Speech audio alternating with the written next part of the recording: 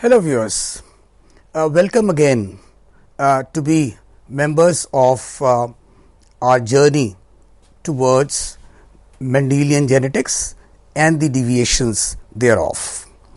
In the past two lectures, we have talked about how incomplete dominance works and how does codominant alleles exist together and how do they manifest themselves. In the present episode, let us focus our attention on another very important aspect of the deviations from Mendelism, which I always like to call beyond Mendelian inheritance, and that is the multiple alleles. Now, what do we exactly mean by multiple alleles is that in the earlier episode, we had talked about two genes expressing themselves together in a heterozygous condition, but then both of them, the alleles, were dominant. Here even a single gene would have many different types of alleles. Now, this is not very common because we generally talk of two alleles and we always conclude either this or that. Then we reach the conclusion, okay, if not either this or that, this and that. But then the crux of this lecture would be this as well as that. So that means there are so many options. Let us look at it a little more scientifically. Actually, a single pair of alleles exist in a gene as per the Mendelian dictum. They will also occupy a specific locus on a chromosome. Now, there are two alternative forms of a gene, so we always say either or. But then what would happen if the wild allele was to undergo mutation? Now, this mutation would give rise to a new mutant allele. How would it function? Both these wild as well as the mutant alleles, they would no doubt occur at the corresponding positions on the homologous chromosomes in, say, the same or different individuals. But then there is all likelihood that this particular mutant allele may once again mutate, or it may mutate many times and it would give rise to other forms of allele. So that means if there is the existence of many alleles, what do we mean by many? Say more than 3 alleles of the same gene which is occurring in a population, this would be a case of multiple alleles. You should be very clear. If you have, say for example, 5 alleles of a gene and an individual is a diploid individual, then obviously that individual would have only 2 of these alleles. By 2 I mean any 2 of the alleles. So that means it is something like possessing a two-wheeler and having 5 spare wheels at your home. It really doesn't matter if the total number of wheels that you have is 7, but at any one given point of time, you can carry all these 7 together, no doubt, but only 2 would be fitted in a two-wheeler. That's a very crude example, but I guess a very effective one. So that means only 2 of them, any 2, could exist in a diploid individual at the same time, and likewise just one of them would exist in a haploid cell. So that means whenever we are talking about multiple alleles, we should always realize that the number of multiple alleles, if they are more than 3, they would exist in a population, and we have to talk of the entire population. But then yes, 2 of them in a diploid individual and 1 or any one of them in a haploid individual. Now, these multiple alleles have, they share common features which are very interesting. Number one, these alleles, they are going to occupy the same locus on a chromosome. Surprisingly, there is no crossing over between these alleles. Had crossing over been done, then it would have led to utter confusion and so many of the variants would have been there. Then they always influence the same character. What do we mean by this? If there is a allele, for example, which is say controlling the coat texture, now the other one would also would have nothing to do with the coat color. It would also influence the coat texture, maybe in another manner if it is mutated. And out of the entire hierarchy, the wild type allele is always considered to be the dominant one. So, surprisingly, these alleles, they show dominance, recessiveness as well as codominance. So, they also show the blending of Mendelian as well as non-Mendelian features. Whenever the two mutant alleles would be crossed, they would result in a mutant phenotype. And as I said before, if you have to study all the alleles of a particular gene which is controlling a character, one needs to study the populations. So, that means within a population you have so many alternatives, because any of these alleles could exist together. They have a different mathematics altogether, because if we have the genotypes, we would have multiple phenotypes. So, how do we reach a conclusion? The number of alleles in a series is going to decide what is going to be the number of genotypes. For example, if there are 2 alleles in a series, then there are 3 genotypes. This we have been studying in Mendelian genetics. But then if there are 3, it would mean that there are 6 genotypes. A viewer in the first glance would assume that it is a factor of 2. It is not so, because if the number of alleles is 4, then the number of genotypes is not 8, it comes to 10. And likewise, if the alleles in a series were 5, the number of genotypes would be 15. So, that means the mathematical formula comes to n by 2 into n plus 1. We would illustrate this by giving different examples. When we talk about coat color in rabbits, then we find that there are different types of coat colors. For example, a full color which is controlled by C plus according to the new notation. There is a Himalayan rabbit whose tail and the mouth, that is the snout, is black, and the rest is also different. There is another chinchilla and albino. The hierarchy of dominance here is that the C plus is dominant to C, CH is dominant to CH, and is dominant to C. What we wish to drive home here is that the C or the albino one is recessive to all the other ones. So, here when we have 4 alleles, what would be the number of genotypes? N by 2 into n plus 1 formula, we have 4 by 2 into 4 plus 1, which gives 10 genotypes. So, this is an illustration of all these different types of rabbits that are present having their different alleles. You can see the Himalayan one with a black snout and a black tail, and the albino one is white through and through, but recessive to all of them. So, we can make a series of crosses, say for example between an agouti and a chinchilla. It would give us a 3:1 ratio. Of course, the genotypic ratio would be 1:2:1, and likewise we can just shuffle the crosses, say between agouti and Himalayan, again having similar conclusions, and a cross between agouti and albino, and then a cross between chinchilla and Himalayan, also a cross between chinchilla and the albino.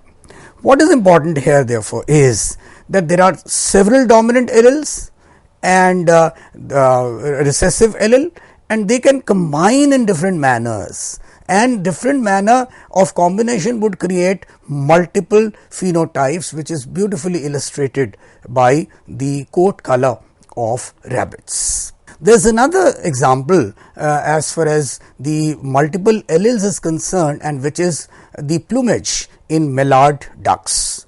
Mallard is one of the patterns of ducks. So, here you can see we have 3 alleles, say M capital R, M small d, and the M small d, which is also having a combination. The combination would be that MR is dominant to capital M is dominant to small md. So, that means there are 3 alleles. If there are 3 alleles, according to the formula, we have 6 phenotypes having, say, the different Maillard, the Maillard ones, the restricted ones and the other ones. Let us pay a closer look to the ABO blood groups, which form a beautiful example of multiple alleles and even beyond. Now, it was Karl Landsteiner once again who gave 2 types of antigens he studied, and in fact these antigens are present on the surfaces of RBC. They are also called as agglutinogens, and since they are present on the surface, a person would have only one of these antigens, either A or B. So, he recognized 3 blood groups on the basis as A, B and O. Much later, Font de Castillo and Stolai, they discovered a 4th and one of the most rare of the groups as AB. As you can see, this could be an example of codominance. Later, Bernstein studied the inheritance of these blood groups, and he determined a series of 3 allelomorphic genes. So, again it is a case of multiple alleles or alleles which are more than 2. Incidentally, I should also make my duty to inform the students that if in a competition a question comes, how many blood groups are there, a child would in fact not spend even a picosecond by saying 4. Now, what do you mean by 4? A, B, O and A, B? No, that is just one blood group. But then if a question is how many blood groups are there in the world, the answer would be 29. Even a recent study says 33. So, there are more than 30 blood groups. They have been recognized by ISBT, which is the International Society of Blood Transfusion, and some of the important ones are MNS, Lutheran, Kelly, Lewis, Duffy and Kidd. Now, these different blood groups also exist in various aborigine populations of the world, and they are not as extensive as the ABO system or the Rhesus system of blood groupings. Now, the alleles for controlling the agglutinogens were earlier labeled as capital L being the base. This was in honor of Karl Landsteiner. But then new symbols again have been given, which are replacing L with capital I, of course in italics, and this is on the basis of isoglutination, as to we have the anti-A or anti-B or isoglutinogens. So, we have the IA, IB, or we can designate it as capital I to the power small I or O. Here there is a very interesting aspect. Capital IA is codominant to IB, that is, whenever they are together, both of them are going to express themselves, and both of them are dominant to IO. So, IO or I small I is the recessive one. Recently, even more multiple alleles or the allelic forms of IA have been characterized by more sophisticated techniques. So, we have now IA1, IA2, IA3, IA4, but then again the story remains the same, that all of them are codominant to IB, and both these categories are dominant to small I. So, that means we have a situation where we find that there are certain rules which are there for blood types. A and B are going to be codominant. So, that means if a blood group is capital A, which is designated by IA, then it is a group. If it is capital B, then it is type B, because there are 2 alleles IB and IB. We have a situation of codominance where there is a capital A and capital B. So, this codominant gene combination makes a blood AB. So, both of them are showing regular dominance as well as the codominance. The idea here is that whether it is A or whether it is B, if it is with the small I, the blood group has to be either A or B. So, when would be the blood group be O? Only under circumstances when none of the dominant alleles is present. So, that means if you have a homozygous small I, then only the O group would be accomplished. Now, by the way, we have 3 alleles of this system. So, what would be the number of genotypes? Again 3 by 2, that is n by 2 into n plus 1. The number of genotypes would be 3 by 2 into 3 plus 1, which is 6. We talk of agglutination of the antigens which are present. So, there are corresponding antibodies which are present. So, in the ABO system, we have the agglutinogens A which are present in type A, only B in the type B, and both of them on the AB and none of them on the type B.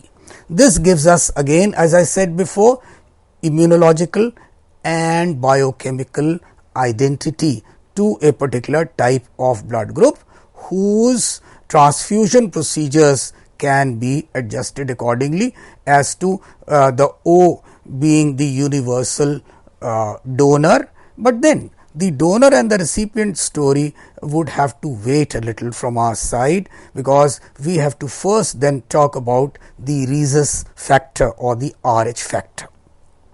Here we will restrict ourselves to the antigens, and therefore, we have these mucopolysaccharides which are present on the surface of the RBCs, which are also again the basis of finding out the A, B and the AB and O groups. Let us dwell on a very small problem. How do we show a cross between a mother who has type O blood and a father who has a type AB blood? Now, in this case, in the checkerboard we have II on one side and we have AB on the other side. So, what would be the combinations? AI small and BI. So, that means the individuals would be say 50% having A group and the remaining 50% would be having B group.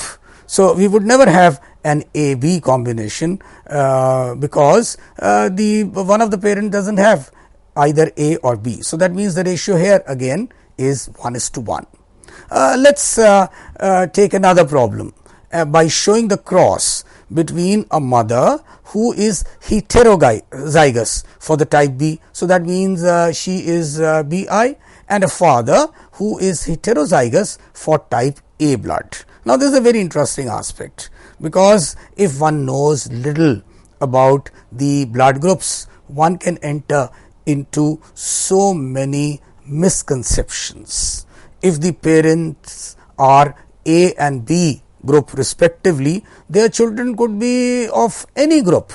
Now, this is very difficult to explain to a common man unless one talks about the alleles. So, in this case, in this cross, it would be AB, BI, AI and II, which means these parents would be having the children with a probability of having any of the blood groups, which means AB 25%, B 25%, A also, and the O group also 25%. So, that means these are the crosses which are very important as far as the medico-legal problems are concerned. When we talk of an entire lecture on probability and the numericals, we will have lot to offer as far as the questions on blood groups is concerned. Let us look more closely at the genetic basis of the H substance, because there is a H locus also, and the H gene encodes for normal substance H, and if there is a small h allele, then it codes for incomplete substance. Now, this is very important. This H substance is composed of lipids and 3-terminal sugar residues. Now, it can be modified by various enzymes, and when these enzymes they modify this H, then we find at the I locus there are 3 alleles, as we have seen before, IA, IB and IO. Now, IO is not going to encode for this functional enzyme, and IB is going to encode by adding the terminal galactose. The IA would be requiring the terminal N-acetyl galactosamine. So, that means in case we should focus our attention on IO, because it does not encode any functional enzyme at all. Why did I give this introduction? Because a very important event was observed in 1952 to a woman in Bombay. She displayed a very unique genetic history, which was absolutely inconsistent with her blood type. By 1952, the procedures for typifying blood into A, AB, B and O were well established, and one could easily find out which blood group was there. Now, she required blood transfusion, and the blood transfusion required a checking of her blood group in the first place. When she was tested for the blood type, it was found that she didn't have antigen A or B. So, naturally, if her blood was not reacting to anti-A and anti-B, she had a O group. So, immediately we could also make the alleles as IO and IO. So, that means O group. Now, the real catch came when it was found, now if a parent is AB, how can the child be O? Because an individual to have a O group, an O group requires 2 alleles of IO. On top of it, her husband was type A. Now, the husband does not have any bearing on her blood type, but then her children would. So, 2 of her offsprings, they showed allele IB in them. One child was AB and the other was B. So, that means this was utterly confusing. It was concluded that genetically this lady was type B, but her blood was responding functionally to type O. In other words, she was phenotypically type O. Now, how does one answer this query? Due to a homozygous inheritance of a rare mutation of small h, as I explained to you, she exhibited a form of a substance H which could not be modified at all. So, that means there was a recessive mutation in a gene which was designated as FUT1. Now, FUT1 is a gene which encodes an enzyme fucosyl transferase, and now when this gene is not going to be encoded, now the complete H substance is not going to be synthesized. Unless the complete H substance is synthesized, the antigen would not work at all. So, that means the antigens A and B are synthesized from a precursor if there is a dominant allele of the pair of H. So, that means only if you have a situation capital H or capital H, that is homozygous, or a heterozygous capital H, then only the antigen H would be formed and the antigen A and B would be formed. If there is only small h, that means it is an amorph. Amorph would mean that it is producing no demonstrable effect, and this was the case of this lady. So, that means the persons with capital H would have A, they can produce antigen A.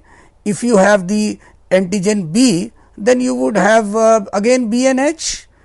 But in case of capital H and capital H small h, they would produce antigen H. and if the persons would have, like this lady had small h and small h, there was no antigen capital H. So that means in this case it was not reacting with any of them, that is anti A, anti B or anti H. So in this case we find that if there is a sequence which is called IA small h or IB small h, it behaves as O. This lady had the genotype I capital B small h, therefore she was genetically B group but functionally O group. Since the whole episode occurred in Bombay, it is called as the Bombay phenotype. Now this type of Bombay phenotype is also prevalent in the Reunion Islands, that is the islands of the Indian Ocean near Madagascar, and also can be due to various consanguineous marriages, which means the marriages between very close relatives. What we plan in some of the coming episodes would be a discussion of lethality of genes thereafter. Thank you.